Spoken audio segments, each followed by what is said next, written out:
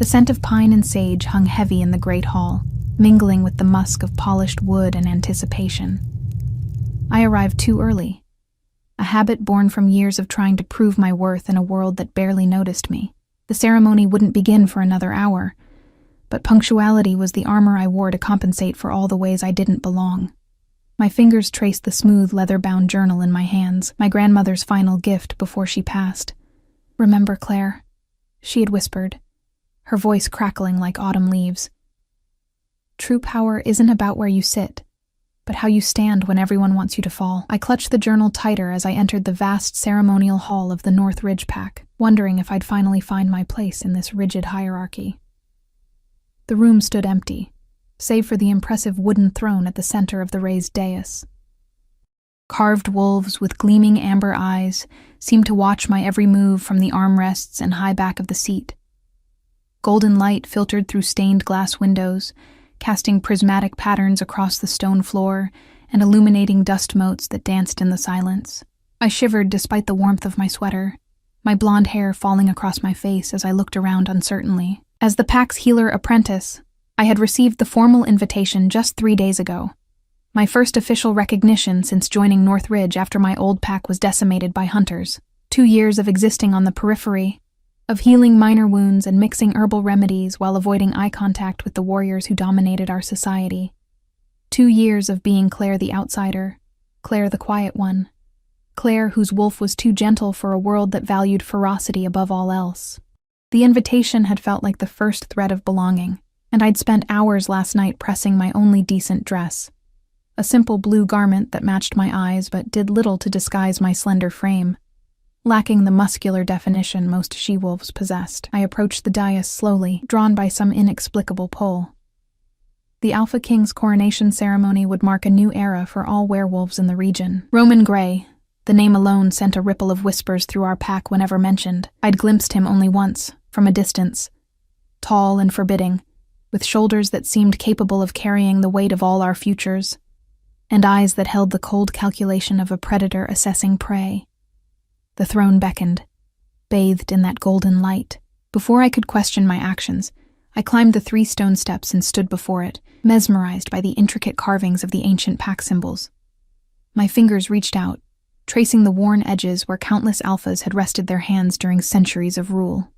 "Just for a moment," I whispered to myself, the sound echoing in the empty hall. "Just to know how it feels." I turned and lowered myself onto the throne, my heart hammering against my ribs. The seat was surprisingly comfortable, worn smooth by generations of powerful leaders. I let my hands rest where theirs had, feeling the strange warmth of the wood despite the morning chill. My grandmother's journal sat in my lap, a talisman of courage. For one breath-stealing moment, I allowed myself to imagine belonging somewhere, truly belonging. Not as the timid healer who startled at loud voices, but as someone worthy of respect. My wolf stirred within me, stretching luxuriously in a way she rarely did, as though the throne somehow recognized her when no one else ever had. The sound of approaching footsteps shattered my reverie, heavy, purposeful strides that could only belong to a dominant wolf. Panic seized me, but before I could move, the massive wooden doors swung open. He filled the doorway completely, broader and taller than I remembered from my distant glimpse. Roman Gray, Alpha King-elect, stopped abruptly, his dark eyes locking onto mine with an intensity that froze the breath in my lungs. Time suspended as his gaze traveled from my face to the throne I occupied, and the temperature in the room seemed to drop several degrees. My voice failed me as I scrambled to stand, nearly dropping my grandmother's journal in my haste. "I'm sorry, I was just sitting on my throne." His voice was deeper than I expected, each word precisely measured and laced with quiet danger. He moved toward me with the fluid grace of an apex predator, unhurried, yet unstoppable. "Do you know what happens to wolves who take what belongs to the Alpha King?" I backed away, my heel catching on the step behind me. I would have fallen if he hadn't moved with impossible speed, his hand gripping my upper arm to steady me.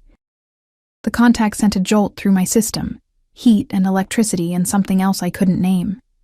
His scent enveloped me, pine forests after rain, and something primal that made my wolf pace restlessly beneath my skin. I arrived early, I managed, hating how my voice trembled. The ceremony? I was curious. I didn't mean any disrespect. His face remained impassive as he studied me, but something flickered in the depths of his dark eyes. Curiosity, perhaps, or amusement. Neither seemed particularly reassuring. His hand remained on my arm, neither punishing nor gentle, simply ensuring I couldn't flee. Your name. It wasn't a question. Claire. Claire Bennett. I'm the healer apprentice for Northridge. Recognition dawned in his expression. Bennett, from the Red Moon Pack Massacre. The words sliced through me, reopening wounds I'd spent 2 years trying to close. I nodded, unable to speak as memories flooded back. Flames and screams and the metallic scent of blood. My parents, my little sister, all gone in a single night of violence while I was away studying healing arts in the neighboring territory. Something shifted in his expression, the barest softening around his eyes. You shouldn't be here this early. The ceremonial space is restricted until the elders arrive. I'll go, I whispered, trying to step around him. He didn't release my arm. You still haven't explained why you were sitting on my throne. The truth would sound ridiculous, that I was imagining a strength I'd never possess, that I was pretending to be someone who mattered. I clutched my grandmother's journal tighter and opted for partial honesty. I wanted to feel it, the history, the legacy. I've never belonged anywhere since. I swallowed hard. Since I lost my pack, I suppose I wanted to understand what it feels like to have a place that's unquestionably yours. His eyes narrowed, searching my face for deception. Whatever he saw made him release my arm slowly, his fingers trailing down to my wrist in a touch so light it might have been accidental. The ceremony begins in an hour. You can return then. He turned toward the throne, effectively dismissing me. I should have been relieved to escape without punishment. Instead, I felt strangely disappointed, as though I'd failed some test I hadn't known I was taking. I'd made it halfway to the door when his voice stopped me. Claire Bennett. I turned, finding him seated on the throne I'd vacated, looking every inch the king he was about to officially become. The morning light caught in his dark hair, illuminating strands of auburn I hadn't noticed before. Yes? Your grandmother. She was Eliza Bennett? The seer? Surprise rippled through me. Yes. How did you? I make it my business to know the bloodlines in my territories. His fingers drummed once on the armrest. Interesting that her gift didn't manifest in you. I clutched the journal tighter, feeling oddly defensive. Not all gifts are visible, Alpha King. A smile touched his lips for the first time. Sharp and unexpected. No. They're not. He leaned forward slightly. Tell me something, healer. If you could sit on this throne again, what would you do with the power it represents? The question caught me off guard, genuine rather than mocking. I considered my answer carefully, aware that this interaction could define my place in the new order he would establish. I would use it to protect, I said finally, the words coming from some place deeper than thought. Not just the strong who can protect themselves, but those at the edges. Those who have lost their voices or never had them to begin with. Something unreadable flickered in his eyes. You should go now. I nodded, turning to leave, feeling his gaze follow me until the heavy doors closed behind me. My heart refused to slow its frantic rhythm as I leaned against the cool stone wall of the corridor, trying to process what had just happened. This encounter would change nothing. I would still be the quiet healer who blended into backgrounds. He would still become Alpha King, ruling with the cold efficiency that had made him legendary among the packs. Yet as I walked through the gradually filling halls, nodding politely to arriving dignitaries and pack members, I couldn't shake the feeling that something fundamental had shifted. Like the first tremor before an avalanche, too subtle to notice unless you were standing in exactly the right place, or the wrong one. I didn't realize I was still clutching my grandmother's journal until I felt the warm leather against my palm, the words of her final entry echoing in my mind. Destiny rarely announces itself with fanfare, my dear one. More often, it arrives in moments of apparent mistake. The hour passed in a blur as I retreated to a small alcove off the main corridor, trying to collect myself. Pack members and visiting dignitaries streamed past in their ceremonial finest, furs and leathers for the traditionalists, sleek modern attire for those embracing the new era Roman gray supposedly represented. I smoothed my simple blue dress, suddenly aware of how plain it looked compared to the finery around me. "There you are." A familiar voice broke through my thoughts. Nora, the pack's head healer and my mentor, approached with quick steps. Her silver-streaked black hair was pulled back in an elegant knot, her ceremonial healer's robe marking her position. "I've been looking everywhere for you. I came early," I said, not mentioning my encounter with the Alpha King. She gave me an appraising look. "You're pale. Are you feeling ill?" "Just nervous," I replied, forcing a smile. "I've never attended anything this formal." Nora squeezed my arm reassuringly. "Stay close to me." Healer Bennett and Apprentice Bennett, just as the invitation stated. She lowered her voice, though why Thomas insisted you specifically be included in the invitation remains a mystery. Thomas Gray, Roman's younger brother and closest advisor. I'd never spoken to him, though I'd treated his mate, Sophia, for a training injury last month. A coincidence, surely. "It's starting," Nora whispered, guiding me toward the Great Hall. "Remember your place. Second row, healer's section. Keep your eyes lowered during the oath-taking. It's considered disrespectful to..." "Watch an alpha channel the ancestral power," I finished. I remember the protocols. The hall had transformed in my absence.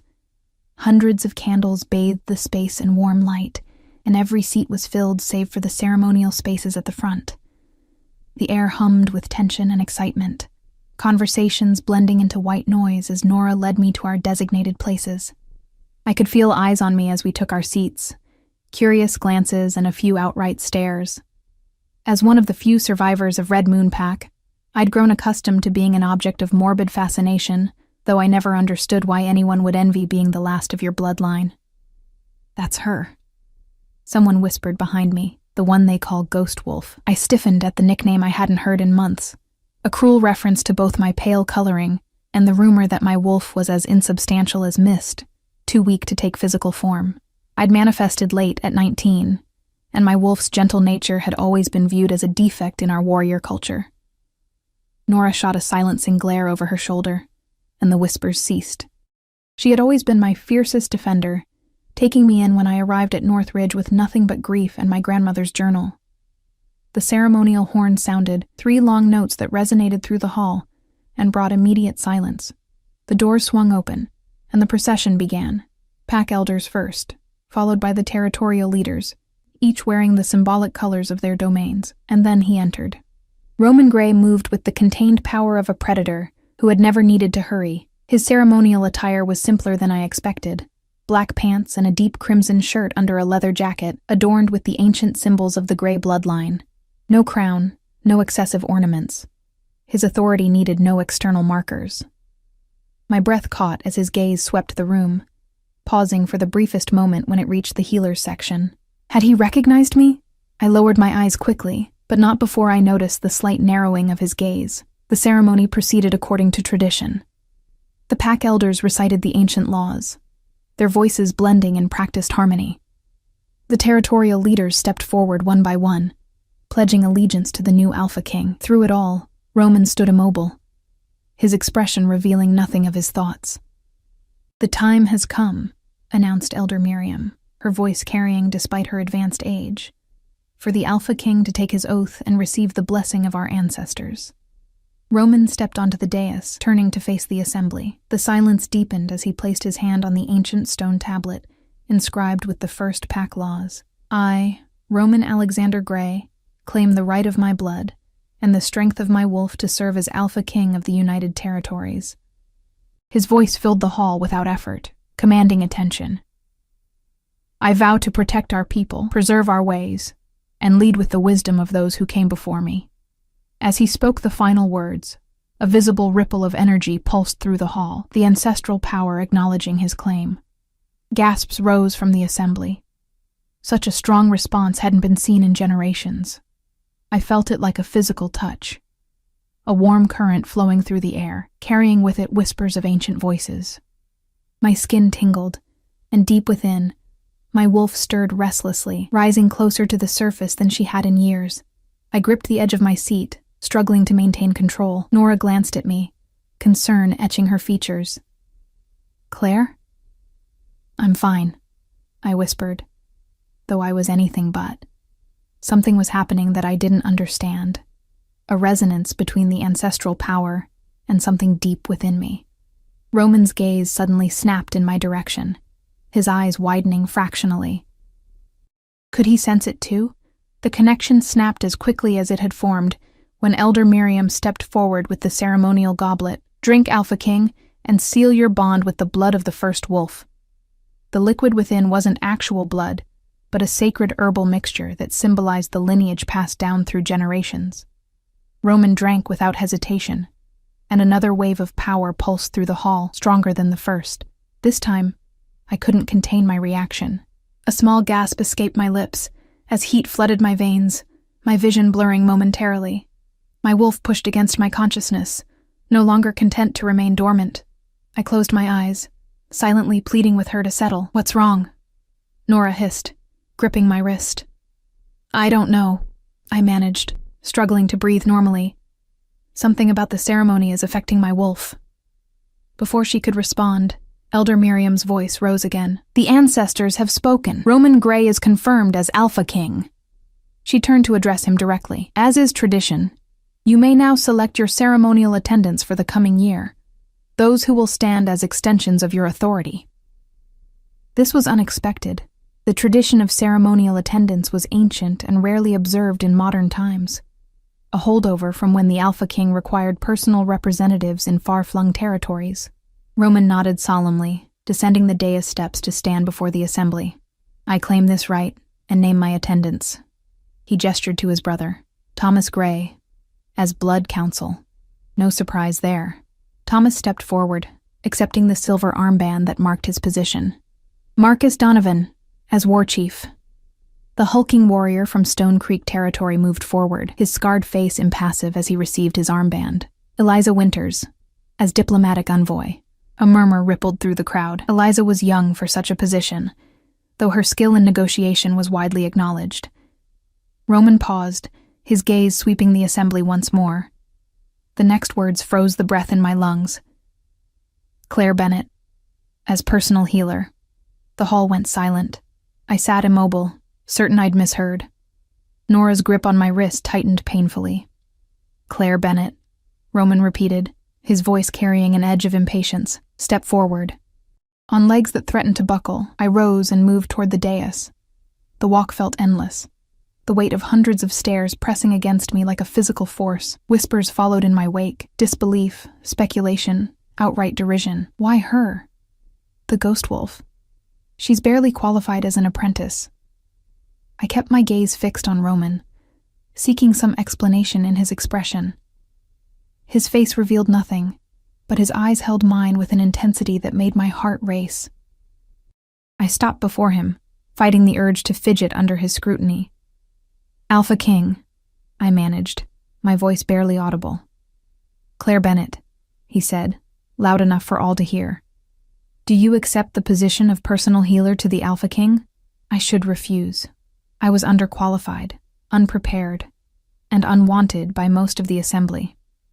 Yet something deeper than reason pushed me to respond. "I accept the honor, Alpha King." He held my gaze a moment longer before reaching for the silver armband, smaller than the others but identical in design. As his fingers brushed my skin, that same jolt of electricity shot through me, and I heard his sharp intake of breath. He felt it too. The armband felt surprisingly warm against my skin, almost alive with a subtle pulse that matched my heartbeat. Roman's hand lingered a moment longer than necessary, before he stepped back. "The selections are complete," Elder Miriam announced. "The feast will now commence in celebration of our new Alpha King and his chosen attendants." The assembly rose, the tension breaking as conversations erupted throughout the hall. I stood frozen, unsure where to go or what to do next. Roman turned away without another word, immediately surrounded by territorial leaders vying for his attention. A firm hand gripped my elbow, and I turned to find Thomas Grey beside me. His resemblance to his brother was striking, though his features were less severe, his eyes holding a warmth Roman's lacked. "Come with me," he said quietly. "There are things you need to know." He led me through a side door and down a corridor I'd never noticed before, away from the noise of the gathering. We entered a small study lined with books, a fire crackling in the hearth. Why me? I asked the moment the door closed behind us. There are dozens of qualified healers. Nora has 30 years of experience. I'm nothing, nobody. Thomas studied me with unsettling intensity. You're Eliza Bennett's granddaughter. That doesn't answer my question, doesn't it? He gestured for me to sit, taking the chair opposite me. My brother doesn't make decisions lightly, Claire. Especially not public ones that will be questioned by every alpha in the territories. Then why? Because he sensed something in you, the same thing I sensed when I watched you heal Sophia. He leaned forward. You don't just treat injuries, Claire. You connect with something deeper. I shook my head. I'm a competent healer at best. My wolf is... Misunderstood, he interrupted. Like many things about you, the door opened before I could respond. Roman entered, his presence immediately filling the room. He'd removed his ceremonial jacket, and the simple crimson shirt emphasized the breadth of his shoulders and the lean strength of his arms. Leave us, he said to Thomas, who rose without argument. At the door, Thomas paused. Remember what we discussed, brother. The northern packs won't wait much longer for an answer. Roman's jaw tightened, but he nodded curtly. The door closed with a decisive click, leaving me alone with the Alpha King. You're wondering why I selected you, he said without preamble. Yes. Your reaction during the ceremony. He moved closer, his gaze intent. You felt it, didn't you? The ancestral power. I swallowed hard. Everyone did. Not like you. He circled me slowly, studying me as one might examine a puzzle. Your wolf responded. I saw it, felt it. That's impossible. You couldn't possibly. I am Alpha King, he cut in, his voice deepening with authority. I sense every wolf in my presence, their strength, their nature, their potential. He stopped directly in front of me. Yours has been hiding. I stared up at him, caught between indignation and fear. I don't know what you mean. Don't you? He reached out, his fingers brushing the silver armband.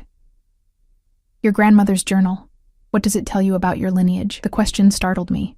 How did you... Answer the question, Claire. I fought the urge to step back from his looming presence, from the intensity of his gaze that seemed to strip away all pretense. My grandmother wrote about our family history, I said carefully. Stories of our ancestors, healing traditions passed down through generations. Nothing about your wolf? Roman pressed, his voice deceptively soft. I hesitated, my fingers instinctively seeking the reassurance of my grandmother's journal, only to remember I'd left it in the alcove during the ceremony. She believed my wolf was special but different. She called her a quiet walker. Something flashed in Roman's eyes, recognition. When was the last time you shifted? The question pierced through my carefully constructed defenses. I dropped my gaze to the floor, shame burning my cheeks. 2 years ago. The night my pack was attacked, his silence compelled me to continue. I was miles away when it happened, studying with an elder healer. I felt them dying, each one, like threads snapping inside me. My voice threatened to break, but I forced myself to continue. I shifted and ran all night, but by the time I arrived there was nothing but ash and bone. And since then, my wolf retreated. I can feel her, but she refuses to come forward. The admission cost me, each word like swallowing broken glass. In a society where shifting was as natural as breathing, my condition was viewed as a fundamental weakness. Nora says grief can do that sometimes. That eventually... Roman's hand caught my chin, tilting my face up to meet his gaze. The unexpected contact silenced me instantly, heat blooming where his fingers touched my skin. Your wolf isn't retreating from grief, Claire Bennett. She's retreating from you. The accusation stung. That's not true. I've tried everything, except accepting what she truly is. He released me and moved toward the fireplace. The ceremony wasn't supposed to affect anyone but me. Yet you felt it, didn't you? Not just the power, but the voices beneath it. I stared at him, wondering how he could possibly know that. The whispers had been so faint, yet distinct. Ancient words in a language I somehow understood without knowing. Yes, I admitted. And the throne this morning. Your wolf responded to it. I nodded, unable to deny it. Because she recognizes what you've been denying. He turned to face me fully. Your grandmother was right. You're a quiet walker. One of the old bloodlines thought to have died out centuries ago. I don't understand. No, you don't. That's precisely the problem. His frustration was palpable. I need a healer who understands the old ways, Claire. The northern packs are threatening to break away because they believe I've abandoned ancient traditions in favor of modernization. But I don't know the old ways, I protested. I'm trained in modern healing techniques with some herbal knowledge, nothing more. Yet you carry the journal of Eliza Bennett, one of the last true seers. Your bloodline is pure old pack, even if your knowledge isn't. He paced the room, tension radiating from his powerful frame. Thomas witnessed you healing his mate. He said you didn't just treat her injury. You spoke to it, convinced it to yield. I froze. I'd hoped no one had noticed that slip, the moment when I'd forgotten myself and allowed the strange intuition that sometimes guided my healing to take over completely. Sophia's dislocated shoulder had been stubborn, refusing conventional treatment. Without thinking, I'd whispered to the injury itself, negotiating with the damaged tissues as my grandmother had taught me in secret. That was unorthodox, I admitted. That was old magic, Roman corrected, the kind the northern packs still revere, the kind that could help me maintain the unity my father failed to preserve. Understanding dawned slowly. You chose me for political reasons. I chose you because I need what you represent, he countered. And because your wolf responded to the ancestral power in a way that shouldn't be possible unless... He stopped himself. Unless what? It doesn't matter. He dismissed the thought with a wave of his hand. What matters is that you've accepted the position. For the next year, you'll serve as my personal healer, accompanying me to all pack gatherings and diplomatic functions. The implications hit me like a physical blow. Leave Northridge? But my training with Nora is secondary to your duty to your Alpha King. His tone left no room for argument. You'll continue your studies under the court physician while serving in your new capacity. And if I refuse? His eyes darkened. You already accepted. Publicly. I stepped forward, finding courage I didn't know I possessed. You manipulated me. You knew I couldn't refuse in front of everyone. Yes. He showed no remorse for the admission, because I need you, Claire Bennett, whether either of us likes it or not. Before I could respond, a knock interrupted us. The door opened to reveal a stone-faced warrior I recognized as Dominic, head of the Alpha King's personal guard.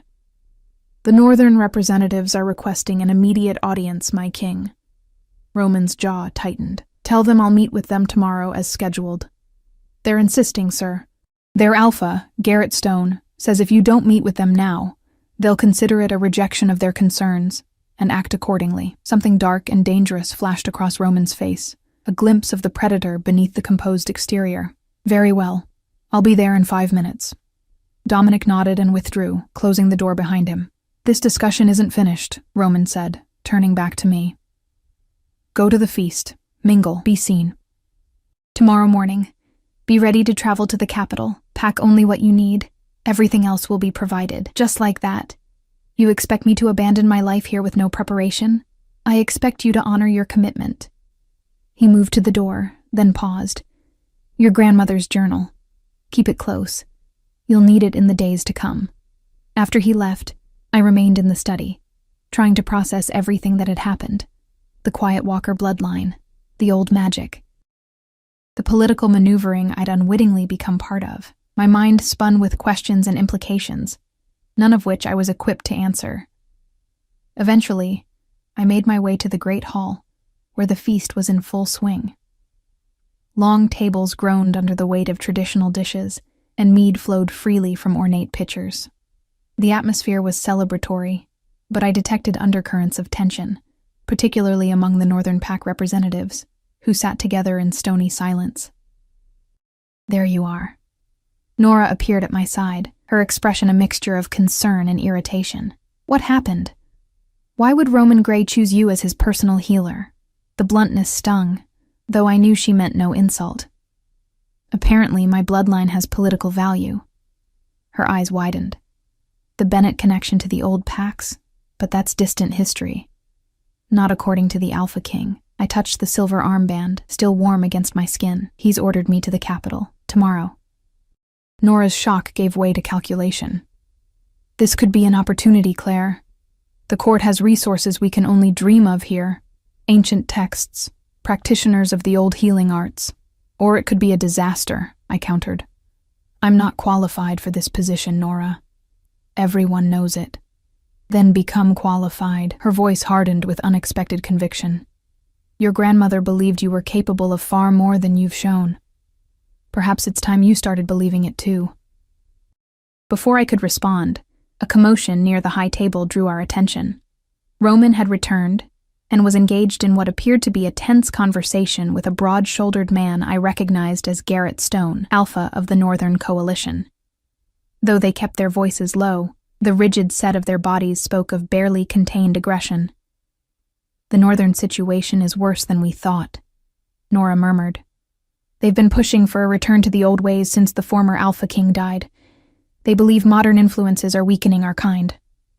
And Roman? What does he believe? That's the question, isn't it?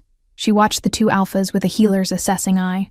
His father was a traditionalist who nearly drove us to civil war with his rigid adherence to outdated hierarchies. Roman has been more progressive, but carefully so. As we watched, Garrett's voice rose enough for his words to carry. Your father understood the importance of pure bloodlines. These diluted packs you've been cultivating will be our downfall. Roman's response was too low to hear. But whatever he said caused Garrett to slam his hand on the table, drawing all eyes in the hall. You have until the full moon, the Northern Alpha growled. Either declare your commitment to the old ways, or we declare independence from your rule. With that, he and his delegation stood and marched from the hall, leaving a wake of shocked whispers and speculative glances. Thomas appeared at Roman's side, speaking urgently in his ear. Roman nodded once, his expression revealing nothing of his thoughts. Then, unexpectedly, his gaze found mine across the crowded room. Something passed between us, a recognition, a silent acknowledgement of the role I would play in whatever came next. I was still reeling from the intensity of that look when someone bumped roughly into my shoulder, nearly causing me to spill my untouched mead. I turned to find Kira, one of Northridge's elite warriors, staring at me with undisguised contempt. Personal healer, she sneered. We all know why he really chose you. Enlighten me, I said, refusing to be intimidated despite the way my heart raced. She leaned closer, her voice pitched for my ears alone. Rumor has it the Alpha King needs to make a political mating soon. What better choice than a weak little she-wolf from an ancient bloodline? You're malleable, Bennett, decorative. You won't challenge him like a real mate would. Her words hit with precision, targeting insecurities I'd never voiced aloud. Before I could respond, another voice cut in, cool and measured. I'd be careful about spreading rumors regarding the Alpha King's intentions. Eliza Winters, the newly appointed diplomatic envoy, stepped between us with graceful authority. That kind of talk could be construed as undermining his leadership. Kira's eyes narrowed, but she backed away. Just making conversation, she muttered before disappearing into the crowd. Thank you, I said to Eliza, grateful for the intervention. Don't thank me yet. Her smile didn't reach her calculating eyes. Court is a dangerous place for the unprepared, Claire Bennett, especially for someone with your limitations.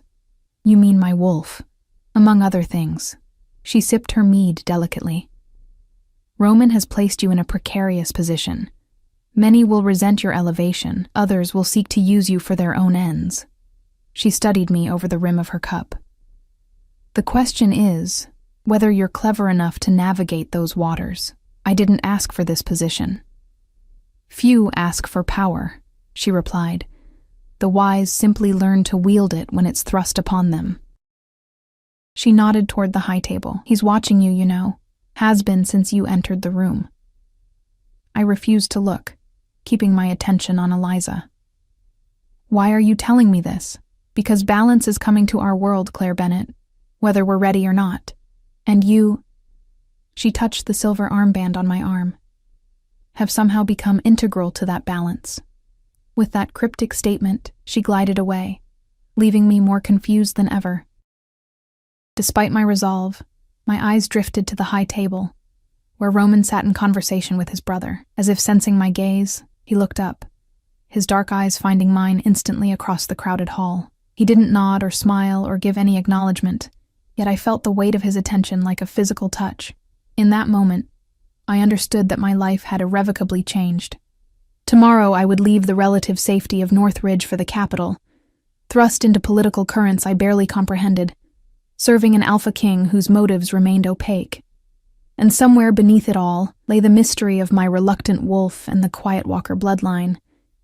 Secrets my grandmother had taken to her grave, leaving only cryptic journal entries as guidance. I touched the silver armband, surprised by the sense of rightness it conveyed despite everything. Perhaps Nora was right. Perhaps this was the opportunity I needed to discover who I truly was, who I could become. Or perhaps, as Kira suggested, I was merely a pawn in a political game far beyond my understanding. Either way, there was no turning back. Dawn broke crisp and clear as I finished packing the few possessions I deemed essential for my new life. My healing herbs, carefully dried and labeled, 3 modest dresses, my grandmother's journal, which I'd retrieved from the alcove after the feast. Everything fit into a single bag, a testament to how little I'd accumulated in my 2 years at Northridge. A soft knock at my door revealed Nora, her eyes red-rimmed from what appeared to be a sleepless night. "I've brought you something," she said, extending a small wooden box inlaid with mother of pearl. "It belonged to your grandmother. She left it in my keeping before her last journey, with instructions to give it to you when the time was right." I accepted the box with trembling hands. "And you believe now is that time?" "I believe you're following the path she foresaw." Nora's voice wavered. "She told me once that you would leave us to serve a king. I thought it a strange prophecy for a girl with such a gentle wolf." The box was surprisingly heavy. I opened it to find a silver pendant nestled on velvet, an intricate design of a wolf, with eyes of pale blue stone, surrounded by ancient symbols I recognized from my grandmother's journal. "The mark of the Quiet Walker," Nora explained softly, "worn by healers of your bloodline for generations." "You knew?" I looked up, shocked. "About my heritage?" I suspected. Eliza never confirmed it directly. She helped me fasten the pendant around my neck, where it rested cool against my skin. "There are stories, Claire, old stories about wolves who walk between worlds, who hear the whispers of spirits and speak to the essence of living things. Roman called it old magic, a crude term for something far more nuanced." She gripped my shoulders. "Listen to me, Claire. The capital is a place of power and intrigue. Trust no one completely, not even the Alpha King. Your gift makes you valuable, which makes you vulnerable." "I don't even understand my gift," I confessed. "My wolf refuses to emerge. And these abilities, healing by intuition, hearing whispers during the ceremony, they come and go without my control." "Your grandmother's journal contains more than family history," Nora said. "Study it. The answers you seek are there, hidden in plain sight." Her eyes filled with unexpected tears. "I've taught you all I can. Now you must find the rest of your path alone." I embraced her tightly, suddenly afraid. What if I fail? What if I can't be what he needs me to be? "Then you'll be what you need to be," she whispered fiercely. "Your worth isn't defined by your service to any alpha, no matter how powerful." A sharp knock interrupted us. Dominic, the Alpha King's head guard, his expression impassive. "The convoy departs in 20 minutes, Healer Bennett." The journey to the capital took most of the day, through forests and mountains that mark the boundaries between territories. I'd expected to travel with servants or lesser officials, but instead found myself in a sleek black SUV with Roman himself, his brother Thomas, and Eliza Winters. The Alpha King spent most of the trip on calls, his low voice discussing security arrangements and diplomatic strategies, while I stared out the window, trying to process the rapid changes in my life. "Nervous?" Thomas asked during a rare moment, when Roman stepped out of the vehicle at a security checkpoint.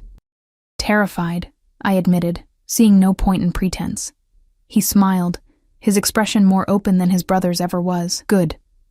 The ones who aren't afraid are the first to make fatal mistakes. Is that supposed to be comforting? It's supposed to be true. His gaze drifted to the pendant at my throat. Interesting choice of jewelry. I touched it self-consciously. It was my grandmother's. I know. Something in his tone made me look up sharply, but before I could question him, Roman returned, and the conversation died. The capital rose before us as we crested the final hill, an unexpected blend of ancient stone structures and modern architecture, surrounded by forested parkland rather than the urban sprawl I'd expected. At its center stood Castle Grey, the historic seat of the Alpha Kings, its granite walls gleaming silver in the afternoon light. "Welcome to Lunar City," Eliza said, noting my wide-eyed expression. "The only major werewolf settlement hidden in plain sight. Humans think it's a private historical preserve," Thomas explained. "We allow limited tourism to the outer districts, which maintains the illusion while funding our infrastructure." As we drove through the city streets, I was struck by the vibrant energy of the place, werewolves moving freely, without the careful restraint required in human areas. Some even shifted casually between forms in designated parks, something I'd rarely seen since leaving my childhood pack. Castle Grey proved even more impressive up close, part medieval fortress, part modern governmental compound. Guards nodded respectfully as our vehicle passed through multiple security checkpoints before stopping in a private courtyard. "Thomas will show you to your quarters," Roman said as we exited the vehicle. His first words to me since we'd left North Ridge. "Get settled. Your duties begin tomorrow morning." Before I could respond, he strode away, immediately surrounded by aides with urgent matters requiring his attention. I fought a wave of disappointment I had no right to feel. "Don't take it personally," Thomas said, noting my expression. "He's been dealing with the northern situation for months. It's escalating faster than anyone anticipated. I still don't understand why he thinks I can help," I said, as Thomas led me through vaulted corridors adorned with paintings of previous Alpha Kings. Many shared the same dark hair and intense gaze as Roman, a bloodline of power made visible through generations. "Because you represent something we've lost," he replied cryptically, "something the northern packs value above all else." My quarters were located in the healer's wing, adjacent to the royal infirmary, a spacious suite with a bedroom, sitting area, and small private garden accessible through French doors. The walls were lined with bookshelves filled with medical texts, both ancient and modern, and a desk near the window held fresh parchment and writing implements. "The court physician will meet with you in the morning to discuss your duties," Thomas said. "In the meantime, feel free to explore the healer's wing. Dinner will be served in your quarters tonight, to give you time to adjust." "And tomorrow? When do I begin serving as the Alpha King's personal healer?" "Roman has a meeting with the council at 10. He expects you to attend." Thomas moved toward the door, then paused. "One more thing, Claire. The pendant you're wearing. I suggest keeping it concealed in public areas of the castle." "Why?" "Because symbols have power, especially old ones." His expression grew serious. "Not everyone will be pleased to see a quiet walker in the Alpha King's court." After he left, I explored my new quarters, running my fingers along leather-bound tomes and examining the collection of healing herbs displayed in glass cabinets. Everything was impeccable, clearly prepared for my arrival with thoughtful attention to detail. The small garden revealed itself to be a healer's dream, raised beds filled with rare medicinal plants, many of which I'd only read about in Nora's texts. A small fountain bubbled in the center, its water catching the late afternoon sunlight. I settled on a stone bench, finally allowing myself a moment to breathe. My hand found my grandmother's journal, its familiar texture bringing comfort amidst the strangeness of my new surroundings. I opened it randomly, a habit I'd developed whenever seeking guidance, and found a passage I hadn't noticed before. The quiet walker's gift manifests most strongly in liminal spaces, thresholds between one state and another, dawn and dusk, equinoxes and solstices, the moment between sleeping and waking. It is in these spaces that the veil thins, allowing the walker to perceive what others cannot. I traced the words with my fingertip, wondering what other secrets lay hidden in these pages. Nora had said the journal contained more than family history, that the answers I sought were hidden in plain sight. Perhaps it was time I studied it more systematically, rather than reading it piecemeal for comfort. As darkness fell, a servant arrived with dinner, a simple but elegant meal of roasted venison, seasonal vegetables, and fresh bread. After she departed, I settled at the desk with my grandmother's journal, determined to uncover whatever knowledge it held about my mysterious heritage. Hours passed as I pored over the entries, some written in my grandmother's flowing script, others copied from far older sources. Patterns began to emerge, references to the quiet one and the wolf who listens, scattered throughout otherwise mundane accounts of healing techniques. Carefully drawn symbols matched those on my pendant, each accompanied by cryptic notes about their meanings and uses.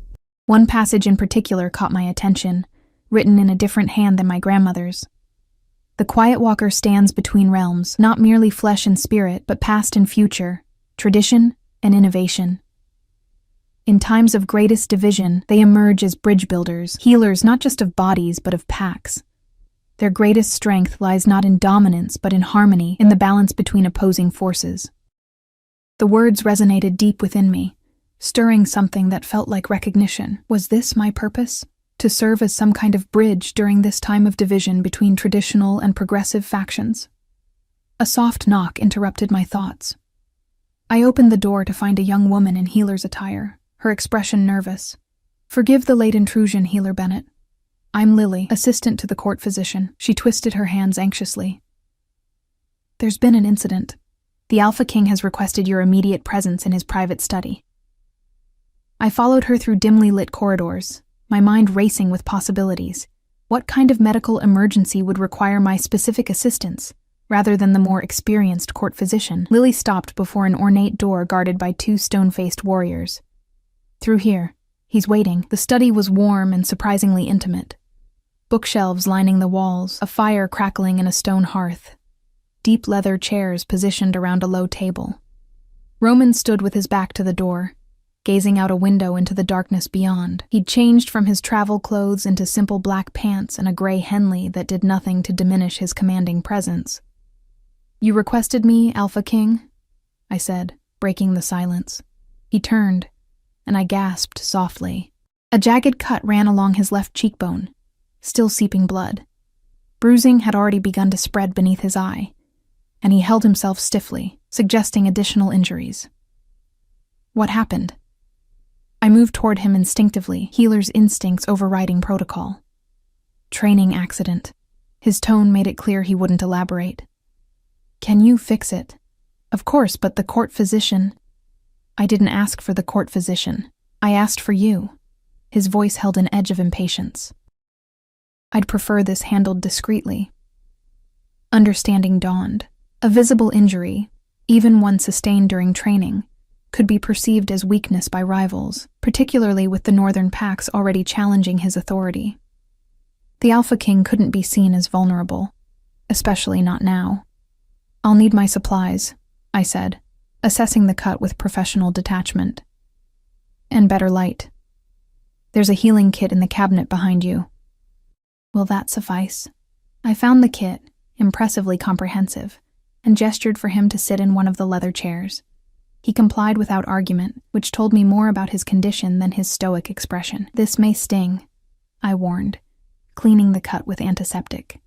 He didn't flinch, though I knew it must have burned. As I worked, I became increasingly aware of our proximity, of the warmth radiating from his skin, of his scent, pine and rain and something uniquely him. My fingers trembled slightly as I prepared to suture the wound. "You're nervous," he observed. "I've never treated an Alpha King before." A hint of amusement flickered in his eyes. "We bleed the same as anyone else." Some might consider that statement treasonous. "Then it's fortunate we're alone." He studied me as I threaded the needle. "Your pendant. It's new." My hand went to the silver wolf instinctively. It was my grandmother's. Nora gave it to me before I left. "Do you know what it represents?" "The Quiet Walker bloodline," I said, beginning the first suture. To his credit, he remained perfectly still, though I'm still trying to understand exactly what that means. "It means you're rarer than you realize." His gaze was intense despite his injured state. "There hasn't been a confirmed Quiet Walker in the territories for over a century. Then how can you be certain that's what I am? Because I felt your wolf during the ceremony. The admission seemed to cost him something. Not just her presence, but her nature. She's different. I focused on the sutures, needing the distraction from his scrutiny. Different has rarely been considered a virtue in our society. Perhaps that's what needs to change. Something in his tone made me look up, meeting his gaze directly. For a moment, neither of us spoke, caught in a current of unspoken communication that left me breathless. I broke the connection first, returning to my task. There are other injuries, I said, noting the way he winced when shifting position. Your ribs? It's nothing. With respect, Alpha King, I can't serve as your healer if you withhold information about your condition. A ghost of a smile touched his lips. You're bolder than you appear, Claire Bennett. Only when it comes to healing. I finished the final suture and placed a small bandage over the wound. The cut should heal cleanly, with minimal scarring. Now, your ribs. After a moment of consideration, he relented, lifting his shirt to reveal extensive bruising along his left side. I gasped at the mottled purple spreading across his ribs and abdomen, a stark contrast against his tanned skin. This is from a training accident? I couldn't keep the skepticism from my voice. In a manner of speaking, his expression remained neutral as I gently probed the area, checking for fractures. 2 cracked ribs, I concluded. They need binding, and you should avoid strenuous activity for at least a few days. Not possible. Then they'll take longer to heal and cause you unnecessary pain. Pain is manageable. I sat back on my heels, frustration bubbling up. Why request a healer if you intend to ignore their advice? His eyes narrowed. I requested you to treat the visible injury discreetly, not to dictate my schedule. Then perhaps you should have specified that in your instructions. The words escaped before I could censor them. And I froze, suddenly aware of my impertinence. To my surprise, Roman laughed, a short, genuine sound that transformed his severe features. Thomas said you had unexpected fire beneath that quiet exterior. It seems he was right. Before I could respond, he sobered. The Northern delegation arrives tomorrow for continued negotiations. I can't appear weakened in any way. Understanding dawned. This wasn't a training accident at all, was it? His silence was confirmation enough. Who? I asked, anger rising on his behalf. It doesn't matter. It does if they intended to sabotage tomorrow's negotiations by injuring you. He studied me with renewed interest. You understand politics better than I gave you credit for. I understand human, or werewolf, nature, I corrected, reaching for the bandages. Hold still. This needs proper binding regardless of your plans. As I worked to wrap his ribs, my fingers occasionally brushing against his warm skin, I became aware of a subtle shift in the atmosphere between us. His breathing had deepened, and his scent had changed slightly, carrying notes I couldn't identify, but that made my wolf stir restlessly within me. There, I said, securing the bandage. That's the best I can do without proper rest and time. It will suffice. He lowered his shirt, watching me thoughtfully. Your technique is different from other healers I've observed. I began packing away the supplies, avoiding his gaze. How so? You don't just treat the injury, you seem to communicate with it somehow. The observation hit uncomfortably close to the truth.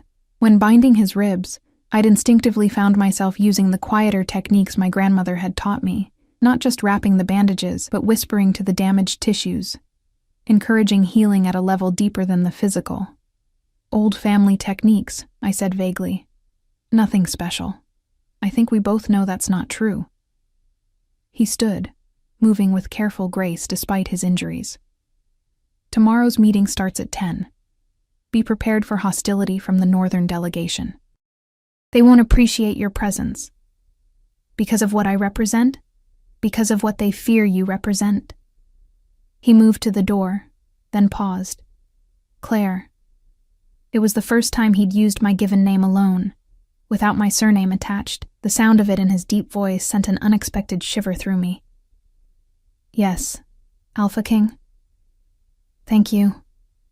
The word seemed unfamiliar on his tongue, awkward yet sincere. Before I could respond, he was gone, leaving me alone in the study with a lingering scent of pine, rain, and something I was beginning to recognize as desire. Sleep eluded me that night, my mind cycling through the day's events and the implications of what I'd discovered in my grandmother's journal. By dawn, I'd made a decision. If I was to serve as the Alpha King's healer, and potentially play some role in the brewing conflict, I needed to understand my abilities fully.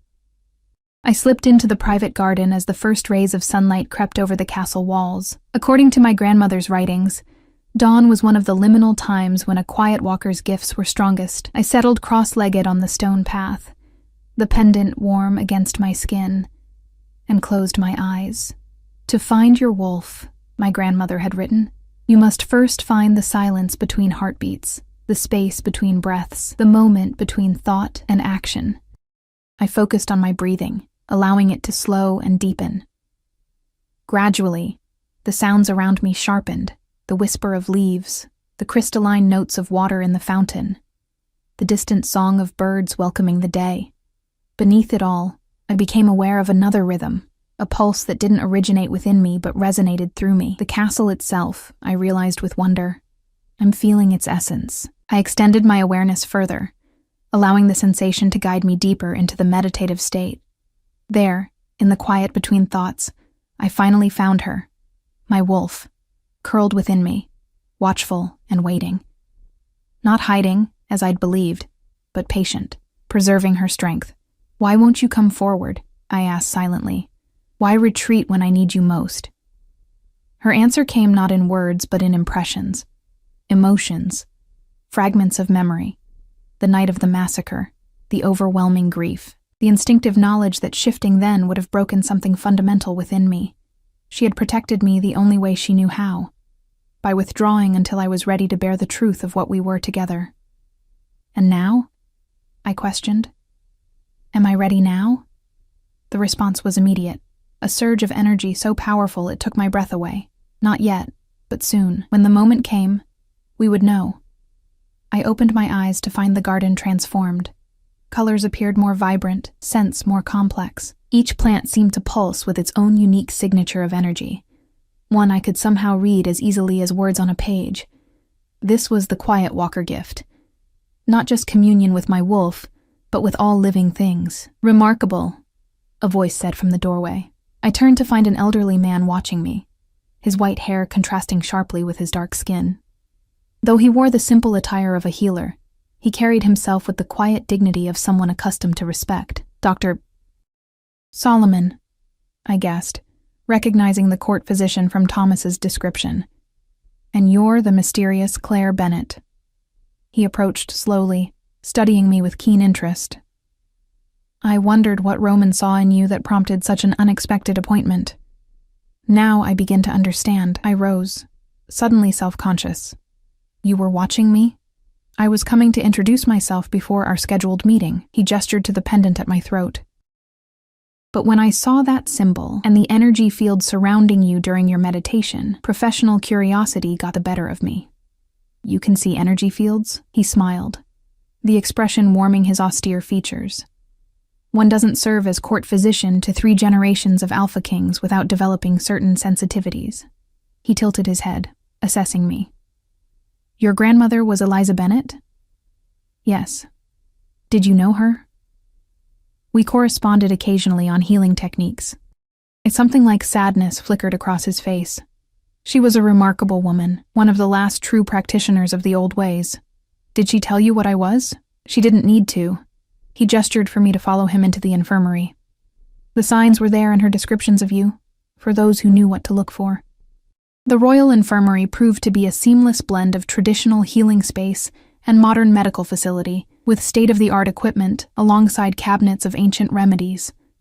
Dr. Solomon moved through it with practiced efficiency, outlining my duties and responsibilities while I tried to absorb everything. The Alpha King rarely requires medical attention, he explained. But when he does, absolute discretion is essential. Any sign of physical vulnerability could be exploited by his enemies, I finished. I understand. I treated a wound for him last night. Dr. Solomon raised an eyebrow. Did you now? And how did you find your first official patient? Stubborn, I admitted. He refused to rest properly. The elderly physician laughed. You'll find that trait runs in the gray bloodline. His expression grew more serious. Today's meeting with the Northern delegation is critical. Watch the Alpha King carefully. He won't admit to pain, but you'll need to monitor his condition. Why is this conflict happening now? I asked. What's changed to make the Northern Pack so determined to break away? Dr. Solomon's gaze turned contemplative. Power vacuums create opportunity. The former Alpha King's death after 2 decades of increasingly conservative rule left questions about the direction our society would take. He began organizing instruments with methodical precision. Roman represents change, modernization, integration with human society, less emphasis on traditional hierarchies. The Northern Packs see this as a threat to their way of life. And where do you stand, Doctor? I stand with the oath I took to heal all who need healing, regardless of politics. He smiled faintly. But between us, stagnation is a slow death. Change is necessary, though it must be balanced with respect for tradition. He checked his watch. Speaking of which, you should prepare for the council meeting. Wear your formal healer's attire. Appearance matters in these situations. The council chamber occupied the highest level of the castle's central tower, a circular room with walls of glass offering panoramic views of the city and surrounding territories. A massive round table dominated the space, carved from a single ancient oak and inscribed with the territorial boundaries of all major packs. I arrived precisely at 10, dressed in the formal white and silver robes of a royal healer that had been delivered to my quarters. The pendant rested against my skin beneath the high collar, hidden as Thomas had advised. Roman was already present, engaged in quiet discussion with his brother and several advisors. He looked immaculate in a charcoal suit that emphasized the breadth of his shoulders and the lean strength of his frame. No trace of last night's injuries was visible, save for a faint line along his cheekbone, which most would attribute to normal werewolf roughhousing rather than a deliberate attack. His gaze found me as I entered, a flash of appreciation in his dark eyes, before his expression returned to careful neutrality. He nodded slightly, indicating I should take the empty seat to his left, a position of significance that wasn't lost on the others present, judging by their curious glances. The Northern delegation has arrived, announced Dominic from the doorway. Alpha Garrett Stone and representatives from the 7 northern territories. Roman straightened, an almost imperceptible wince betraying the pain in his ribs. Show them in. The northern wolves entered with the confidence of predators on familiar hunting grounds. Garrett Stone led them, a massive man with silver-streaked auburn hair and cold blue eyes that assessed everyone present with calculating precision. Behind him came 6 others, territorial alphas and their seconds, each radiating barely contained aggression. Alpha King, Garrett acknowledged, his tone just shy of insolent. His gaze shifted to me, his nostrils flaring slightly. I see you've brought new blood to your inner circle. Claire Bennett, my personal healer, Roman replied smoothly. I trust her presence won't be an issue. Garrett's eyes narrowed as he studied me more carefully. Bennett? Of Red Moon Pack? Originally, yes, I confirmed, forcing myself to meet his intimidating gaze. Something like recognition flickered across his face before he turned his attention back to Roman. We have much to discuss, Alpha King. Shall we begin? The meeting proceeded with tense formality as both sides presented their positions. The northern demands were substantial. Greater autonomy in governance, stricter adherence to traditional pack structures, less interaction with human society, and most controversially, a return to bloodline-based hierarchy that would effectively diminish the status of mixed heritage wolves. These terms represent the minimum requirements for continued unity, Garrett concluded. Our patience grows thin. Roman had listened without interruption, his expression revealing nothing of his thoughts. When he finally spoke, his voice was measured and authoritative. I understand your concerns about preserving our heritage, he said. But some of these demands would return us to a system that nearly tore us apart during my father's reign. Your father understood the importance of tradition, Garrett countered. Diluting our bloodlines, our customs, that's what will truly destroy us. Adaptation has ensured our survival for centuries, Roman replied. The world is changing. We must change with it, or be left behind. At what cost? One of the other northern alphas leaned forward. Our young already prefer human cities to packed territories. They adopt human values, human weaknesses. Soon, what will separate us from them besides the ability to shift? The debate continued, growing increasingly heated as fundamental differences in vision became apparent. Throughout, I observed Roman carefully, noting the minute signs of discomfort he concealed from the others, the slight stiffness in his movements, the occasional tightening around his eyes when he shifted position. It was during a particularly tense exchange that I felt it, a shift in the energy of the room, a subtle darkening around Garrett that my newly awakened senses perceived as malevolent intent. My wolf surged within me, suddenly alert and protective. Without thinking, I placed my hand on Roman's arm, a seemingly supportive gesture that allowed me to whisper a warning. "He knows you're injured. He's going to challenge you physically." Roman gave no outward sign of having heard me, but beneath my palm, his muscles tensed in preparation. Sure enough, Garrett abruptly changed tactics. "Perhaps we've talked enough for today," the Northern Alpha said, rising to his impressive height. "In the old tradition, let us settle this as wolves, not politicians. I challenge you to single combat, Alpha King. Let strength decide the future of our packs." The room went silent. A formal challenge couldn't be refused without severe loss of face, yet accepting it would force Roman to fight with cracked ribs against a fresh opponent, exactly as someone had planned. "An interesting proposal," Roman replied, his voice betraying none of the pain I knew he must be feeling, but rather unimaginative. The old ways offered more than just tooth and claw to resolve conflicts. Garrett frowned. "What are you suggesting?" "The trial of integration." Roman's unexpected answer sent murmurs through both delegations, in which representatives from opposing factions must work together to overcome a challenge that neither could surmount alone. "That hasn't been used in centuries," Garrett scoffed. "Because it requires wisdom as well as strength." Roman stood, matching Garrett's stance. "Choose your champion, Alpha Stone. I've chosen mine." He placed his hand on my shoulder, sending shockwaves through the assembly. "Her?" Garrett looked incredulous. "The healer?" "Precisely." Roman's confidence never wavered. "Your strongest warrior paired with Claire Bennett. If they can successfully complete the trial, I will accept your core demands. If they fail, you will accept my proposed compromises." Confusion and outrage erupted from the Northern delegation, while Thomas and the royal advisors exchanged alarmed glances.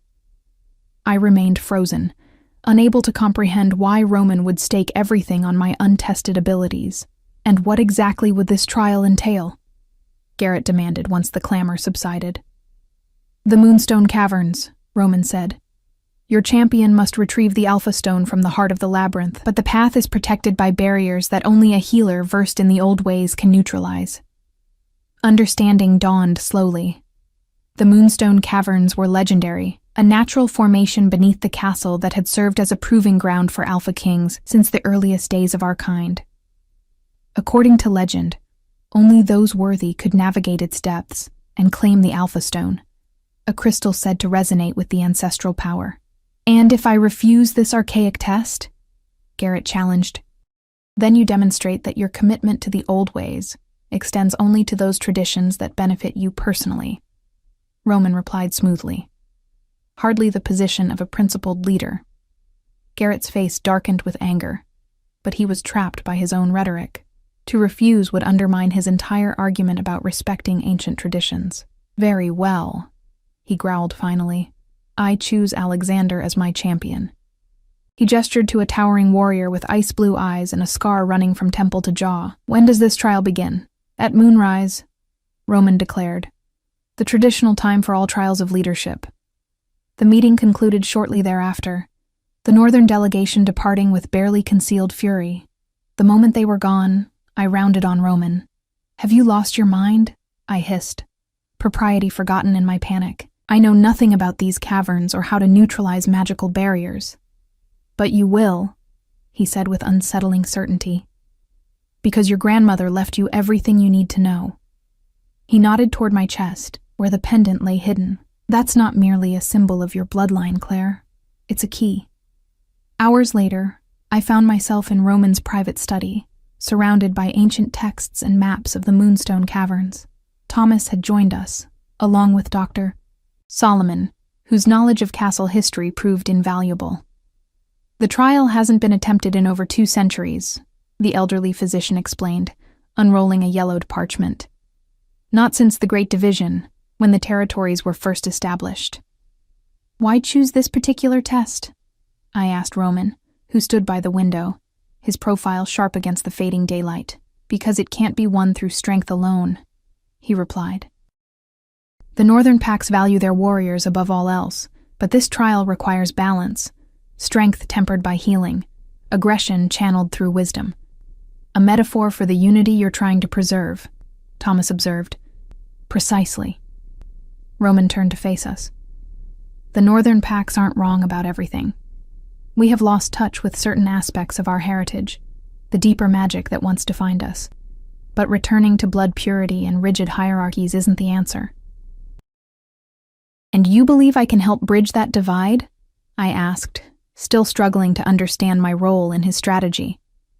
I know you can. His certainty was unshakable. Your grandmother's journal. Did you bring it?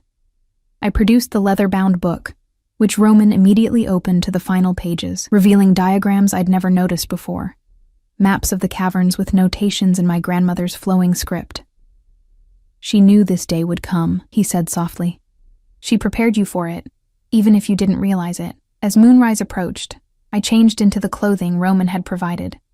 A simple gray tunic and pants, designed for ease of movement, with my grandmother's pendant now displayed openly around my neck. My stomach churned with anxiety as I made my way to the castle's lower levels, where the entrance to the caverns awaited. A small gathering had assembled to witness our departure. Roman and Thomas, Dr. Solomon, representatives from both delegations, and my assigned partner, Alexander, who regarded me with undisguised contempt. Remember what we discussed, Roman said quietly, as he fastened a small pack containing essential supplies around my waist. Trust your instincts. Your wolf will guide you when needed. What if she doesn't come when called? I whispered, voicing my deepest fear. What if I fail you? His hand caught mine, warm and unexpectedly gentle. You won't. The conviction in his voice steadied me. But even if something goes wrong, remember that I chose this trial for a reason. There's more at stake than politics. Before I could ask what he meant, Garrett approached with Alexander. Moonrise is upon us, the Northern Alpha announced. Let the trial begin. The entrance to the Moonstone Caverns yawned before us, a natural arch in the living rock beneath the castle. As tradition dictated, we would enter with only minimal supplies. No modern technology, no weapons save for Alexander's ceremonial dagger. Our goal: retrieve the Alpha Stone from the heart of the labyrinth and return before the next moonrise, 24 hours later. May the ancestors guide your path, Roman intoned formally, though his eyes remained fixed on me, conveying something deeper than the ritual words.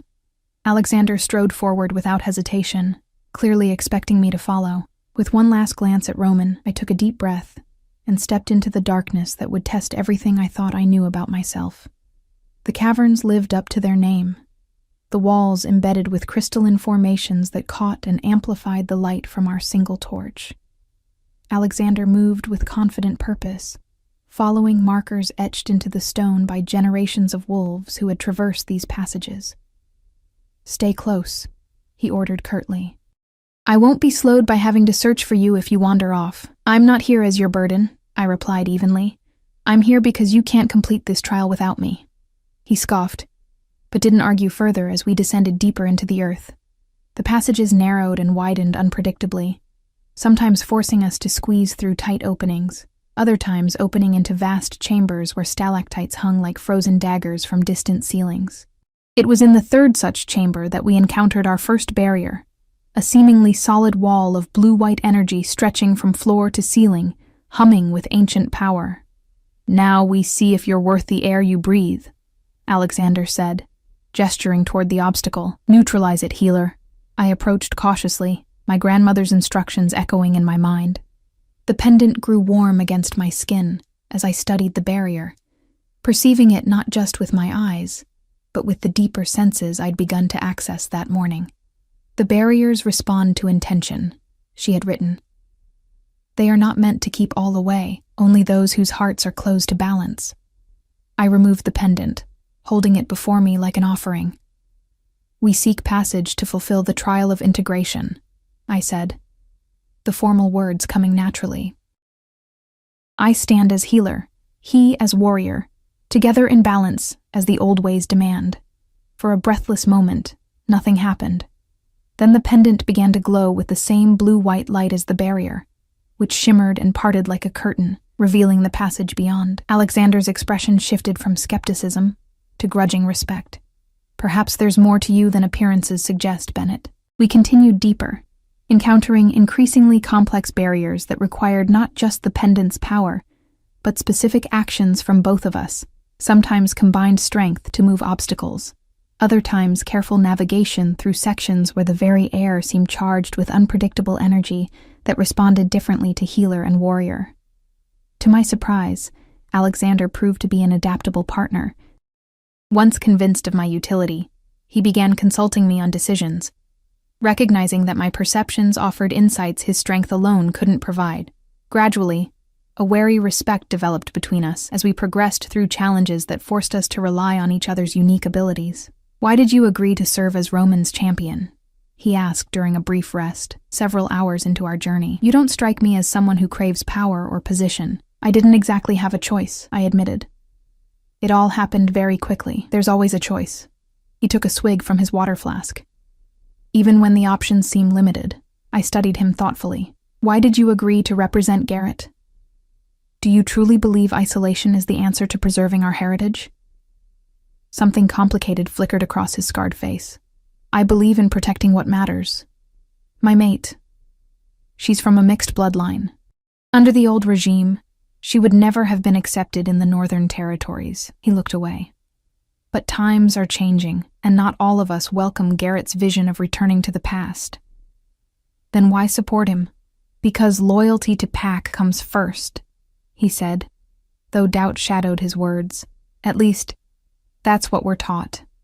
His confession shifted something between us, a newfound honesty that would serve us well as we faced the final challenges of the labyrinth. The heart of the caverns revealed itself after what felt like endless hours of navigation. A vast chamber where the ceiling opened to the night sky, allowing moonlight to pour in and illuminate thousands of crystalline formations. At its center stood a single column of stone, atop which rested a crystal unlike any I'd ever seen, swirling with internal light, pulsing gently like a heartbeat. The Alpha Stone. "We found it," Alexander breathed, moving forward eagerly. "Wait," I cautioned, sensing something wasn't right. "There's one final barrier." Indeed, as we approached, the air before the stone column shimmered with power, the strongest barrier yet. But unlike the others, this one didn't yield to my pendant or our combined efforts. After multiple attempts, we sat exhausted at its perimeter, no closer to our goal. "What now, healer?" Alexander asked, frustration evident in his voice. "Dawn approaches, and we're still half a day's journey from the surface." I closed my eyes, seeking guidance in the silence between heartbeats as my grandmother had taught me. The answer came not in words but in understanding, a profound recognition of what the trial truly required. "It's not about the stone," I said slowly, opening my eyes. "The entire trial, it's not about retrieving an object. It's about what we become in the attempt." Alexander frowned. "Speak plainly. The barrier requires something we haven't offered yet." I stood, suddenly certain. Truth. Our truth. Before he could question further, I stepped forward, placing my hand against the shimmering barrier. "I am Claire Bennett, last of Red Moon Pack," I declared. "I have hidden from my true nature out of fear. Fear of power I don't understand. Fear of standing out when all I've wanted was to belong." The words flowed from some deep wellspring of honesty. "I am a quiet walker, a bridge between worlds, and I accept this gift not for myself, but for the healing it can bring to all our kind." The barrier flickered, responding to my truth, but not yet yielding. I turned to Alexander. "Your turn." He hesitated, then stepped forward with the resolution of a warrior facing inevitable battle. I am Alexander Volkov, champion of Northern Ice Pack, he stated.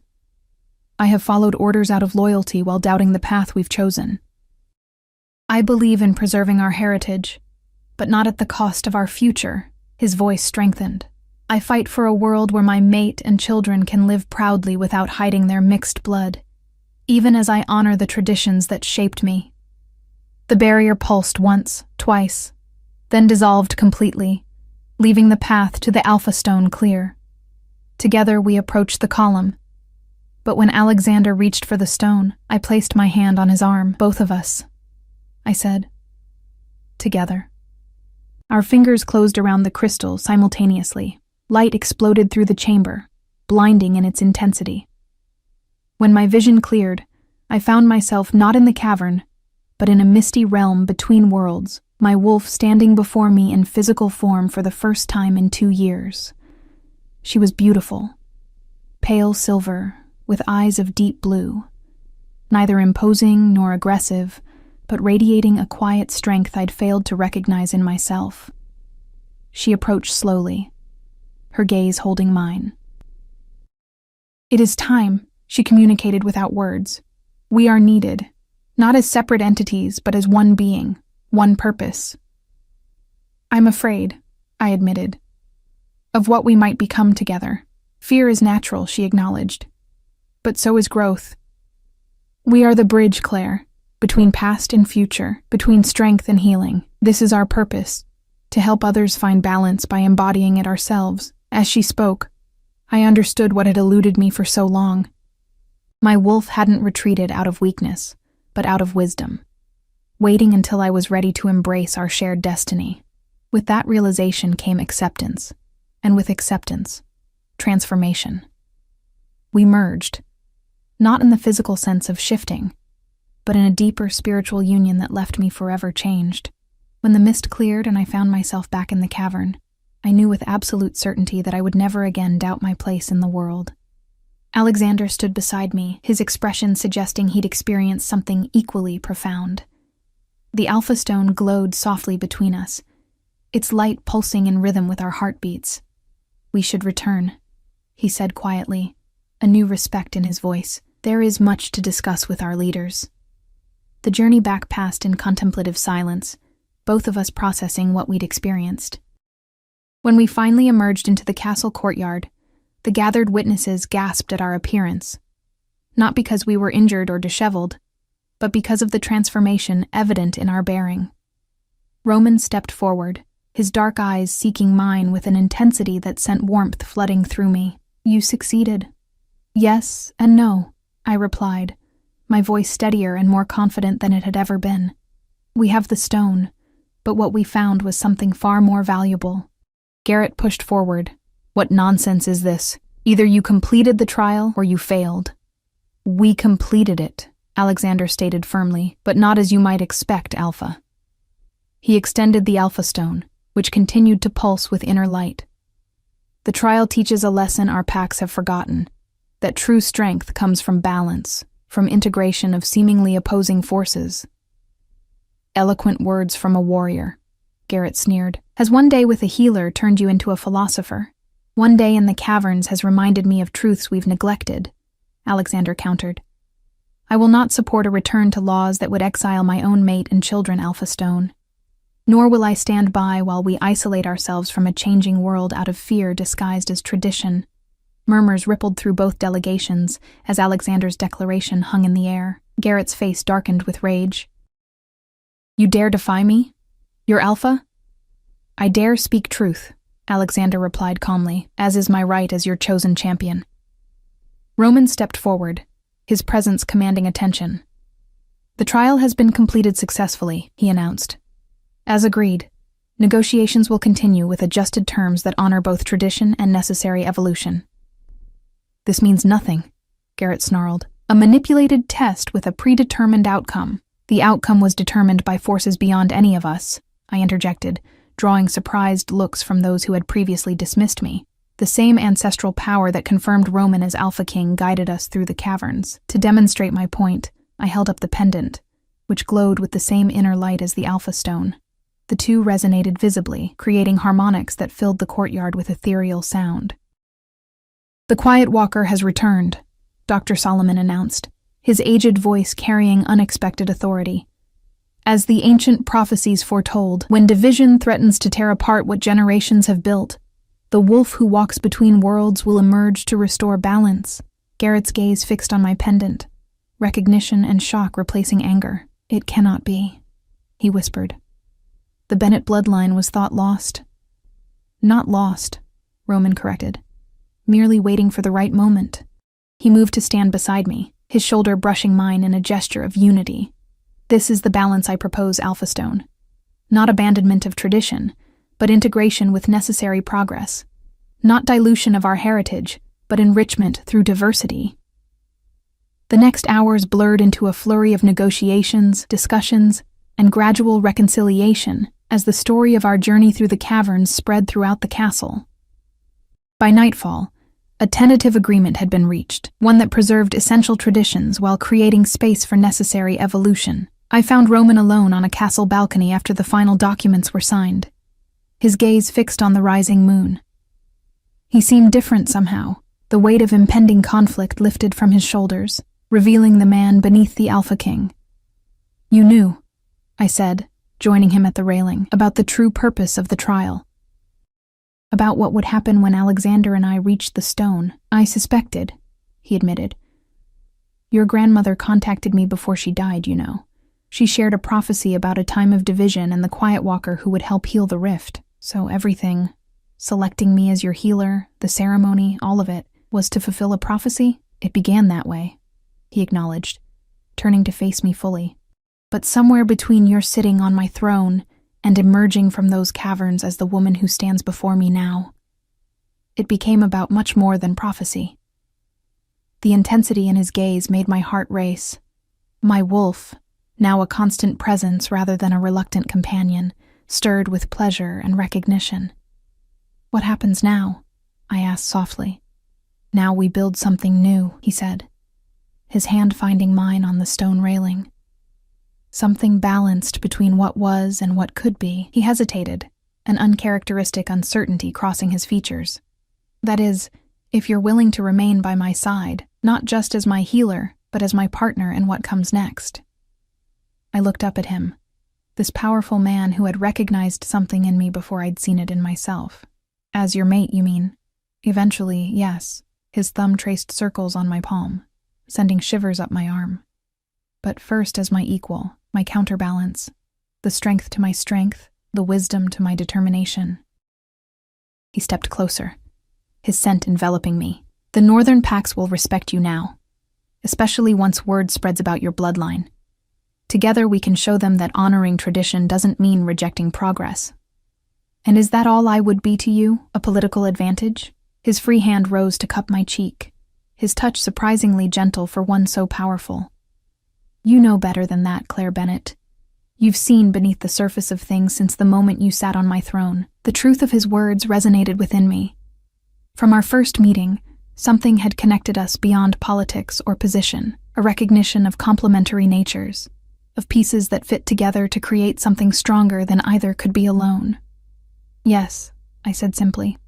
"I'll stay." His smile transformed his severe features, revealing the man few were privileged to see beneath the Alpha King exterior.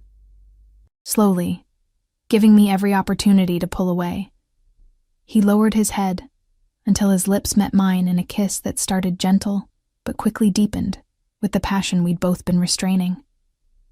My wolf surged forward in joyful recognition, finally at peace with her place in the world, and with the mate fate had chosen for us. As Roman pulled me closer, deepening the kiss with a hunger that matched my own, I understood what my grandmother had meant in her final journal entry. True power comes not from dominance, but from balance, not from forcing others to yield, but from finding the strength to remain soft in a world that worships hardness. Remember this, my Claire, when you stand beside the king who will need your gentle heart as much as you need his protective strength. In the months that followed, the territories began the complicated process of reconciliation and reform.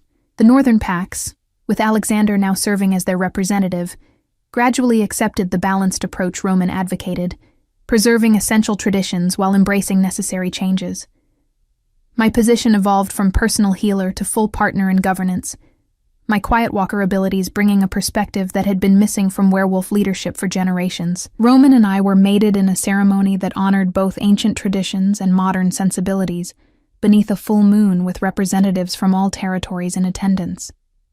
Even Garrett Stone eventually acknowledged the wisdom of our union, though he would never be our strongest ally. The Alpha Stone was returned to the heart of the Moonstone Caverns, its purpose fulfilled.